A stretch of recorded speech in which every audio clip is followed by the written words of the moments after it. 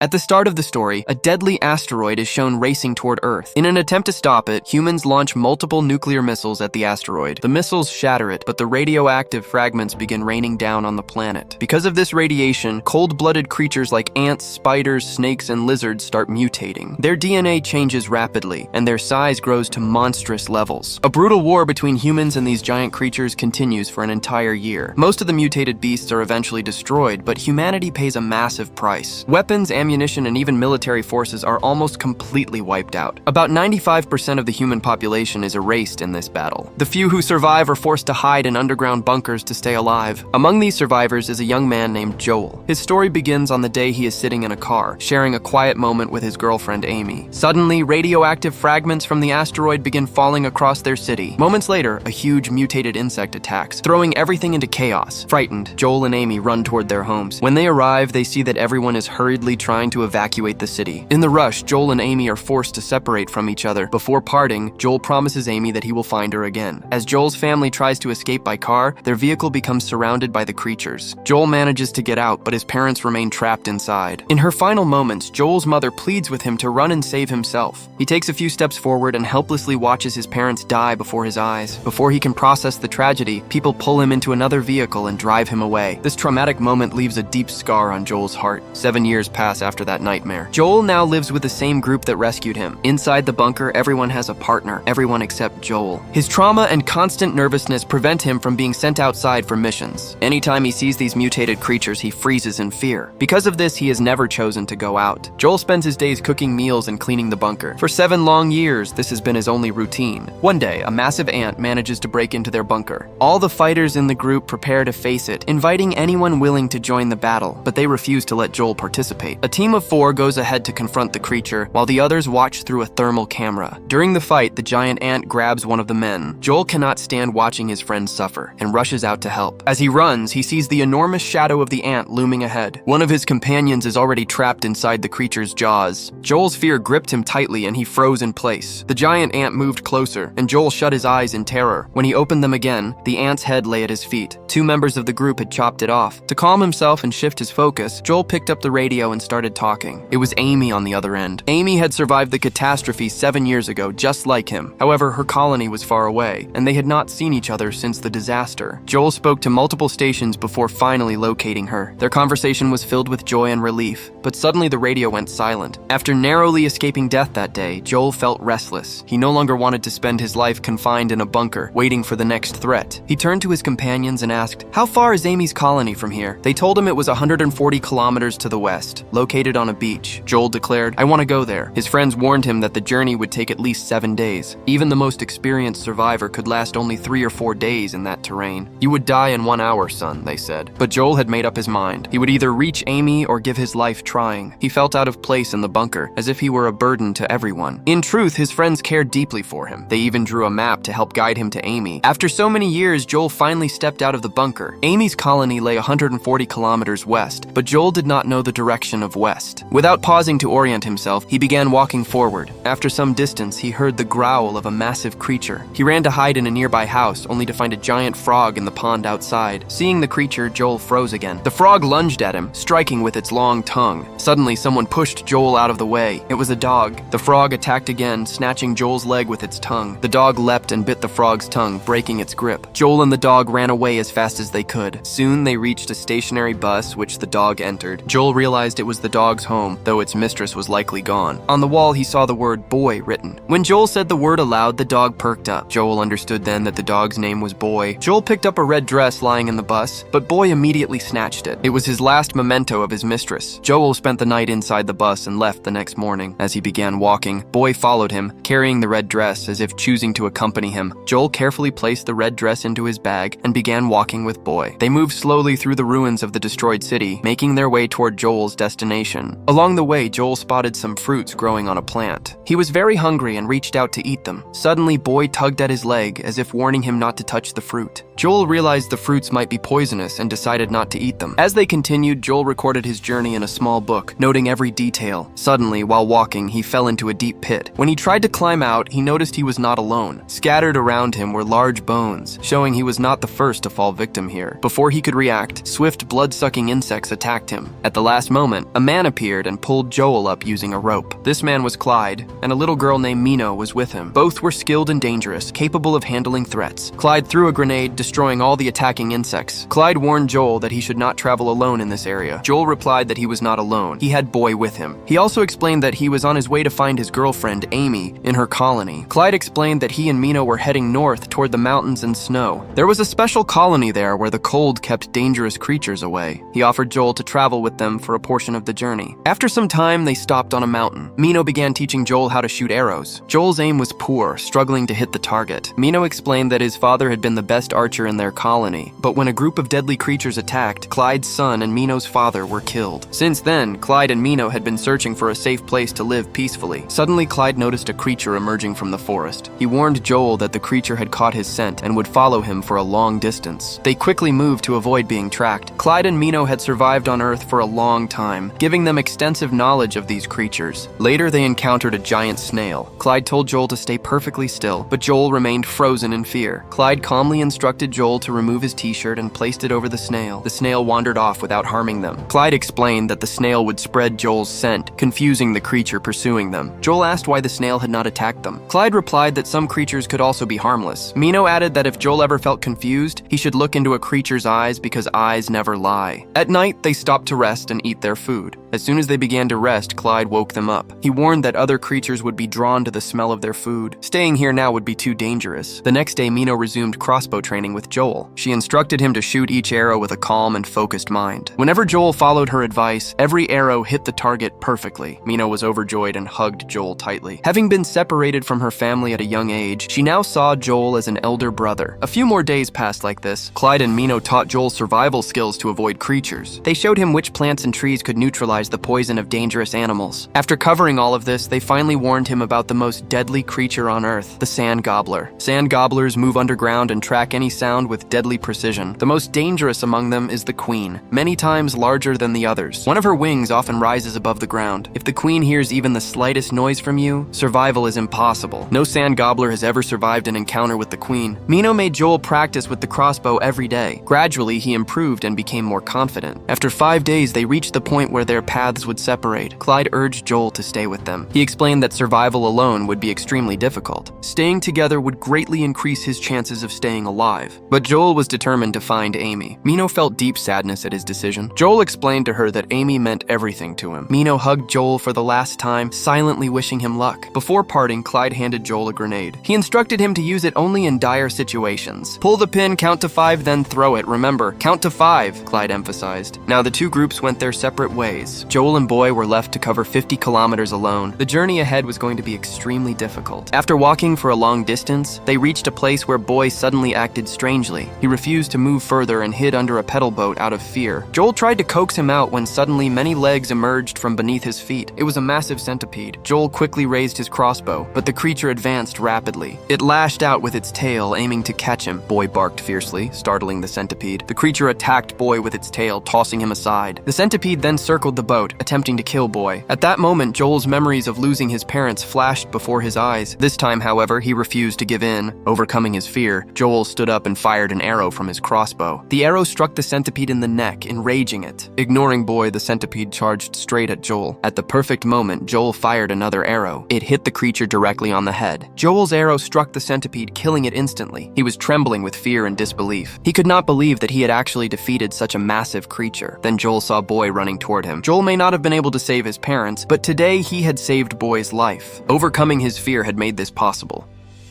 The next morning, they reached the edge of a large pit. Boy suddenly began acting strangely and started running ahead. Joel realized that danger was near. From the ground, a creature emerged, one wing protruding above the surface. Joel knew immediately. This was the queen, the sand gobbler queen. Joel quickly threw a small toy away to distract her. The queen lunged in the direction of the sound, tearing the ground as she moved. Joel ran as fast as he could, with the queen chasing him. While fleeing, he tripped and his bag fell to the ground. Joel followed Boy and hid inside the hollow of a tree. He covered Boy's mouth to keep them silent. silent. When no sound came from Boy, the queen started leaving the area. Suddenly, Boy's mistress's red dress fell into the river from Joel's bag. Without hesitation, Boy leapt toward the river to save it. Joel tried to stop him, but Boy would not listen. The queen immediately turned back toward them. To protect Boy, Joel ran to retrieve his grenade. He pulled the pin and began counting to 5, but the grenade slipped from his hands. As Joel bent down to pick it up, the queen attacked him. Thinking fast, he shoved the grenade into the queen's mouth and jumped into the river. The explosion tore the queen apart. Joel felt overwhelming joy but was furious at Boy. As he climbed out of the water, he saw leech-like creatures clinging to his body. Panicking, he removed them one by one. He scolded Boy, blaming him for the dangerous incident caused by the red dress. Boy, angry, walked away, leaving Joel alone. Soon Joel began staggering from the leech's poison. He started seeing hallucinations and became disoriented. In this state, he stumbled a short distance and collapsed. Luckily, he spotted a plant that could cure the poison. He quickly ate it and, still dazed, continued moving forward. Exhausted, he finally sat down to rest. Suddenly, he saw Amy. After 7 long years, he ran to her, kissed her, and then fainted again. When he regained consciousness, he realized he was inside Amy's colony. Seeing her alive filled him with happiness and amazement. Amy told him to rest. Joel replied, "It feels so good to kiss you again after all this time." Amy smiled and said, "You just kissed this old man, not me." After that, Amy told Joel that some visitors had arrived at their colony. One of them was the captain of a ship, and he wanted to take all the people to a safe place. Joel found this a bit unusual but remained quiet. Soon Amy left for some work. When Joel stepped out of his room, he was stunned by the beauty of the colony. As he walked further, he saw the beach behind the colony. Although Amy's colony was underground, the sea provided protection because the creatures could not cross water. Seeing Joel outside, Amy came to talk to him. Moments later, the captain and some of his companions arrived. Amy introduced Joel to the captain and explained that he had reached the colony after a 7-day journey. The captain was very impressed and shared that he had previously served in the army. He now helped survivors reach a safe base on his ship where they could live comfortably away from the dangerous creatures. When Joel and Amy had a moment alone, Joel asked, "I came all this way to see you, but why don't you look happy to see me?" Amy replied that much had changed over the years. She had lost her parents, and last year, the person she had loved deeply. Hearing this, Joel's world shook. He realized that before coming here, he should have asked if Amy truly wanted to meet him.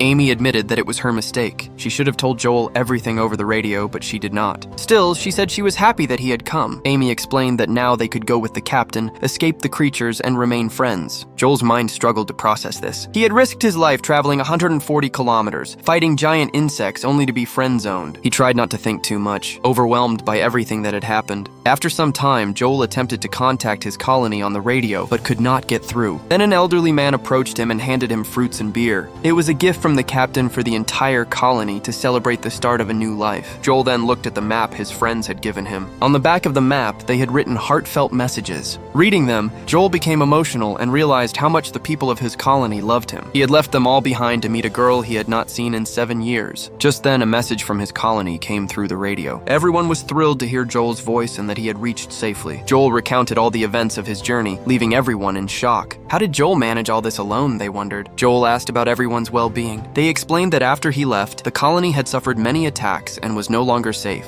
Suddenly, the connection was lost. Joel made a firm decision. He would not go ahead with the captain without rescuing his friends. His eyes then fell on the fruits the captain had given him. After that, seeing the fruits, Joel suddenly remembered something. He opened his book and realized that this was the same fruit the boy had warned him not to eat. Alarmed, Joel ran toward Amy. Outside, everyone was staggering and dancing under the influence of the fruit. Joel tried to warn Amy, but one by one, the colony members began to faint. Suddenly, Diana attacked Joel from behind. When he regained consciousness, he saw that all the people in the colony were tied up.